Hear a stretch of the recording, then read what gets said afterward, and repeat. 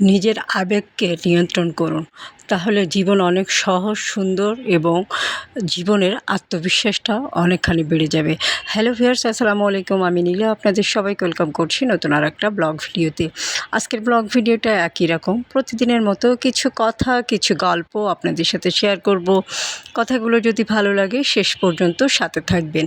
তো আজকে যেটা বলছিলাম, যখন আপনি নিজের আবেগকে নিয়ন্ত্রণ করতে শিখে যাবেন, তখন আপনার জীবন অনেক সহজ এবং নিজের আত্মবিশ্বাস বেড়ে যাবে। নিজেকে একজন পরিপূর্ণ ও শক্তিশালী মানুষ মনে হবে। কেউ আপনার কথার উত্তর দিচ্ছে না বা আপনার টেক্সটের রিপ্লাই দিচ্ছে না। আপনি চিন্তা, রাগ বা ইনসিকিউরিটি অথবা মাথায় নানা রকম প্রশ্ন ঘুরপাক খাচ্ছে। আপনি ভাবছেন সে কি আপনাকে ইগনোর করছে। নিজের আবেগকে নিজের কন্ট্রোলে রাখতে পারলে আপনি অর্ধেকটা জিতে যাবেন। আপনি আর কারো অ্যাটেনশন বা ভালোবাসা পাওয়ার জন্য ছুটবেন না। যে আসতে চায় সে নিজে থেকেই আসবে। আপনি আর সবাইকে নিজেকে প্রমাণ করতে যাবেন না। কেউ ভুল বুঝলে সেটাকে আপনি গ্রহণ করতে শিখুন। সবাইকে কনভিন্স করার কোনো দরকার নেই। অতিরিক্ত ব্যাখ্যা দেওয়া বন্ধ করুন। আপনি অন্য কারোর জন্য নিজেকে ছোট ভাবা বন্ধ করে দিন। নিজের জায়গা, নিজের মূল্য নিয়ে নিজেই কনফিডেন্ট থাকবেন। আর কনফিডেন্ট রাখতে গেলে অবশ্যই সুন্দর একটা শাড়ি পরবেন।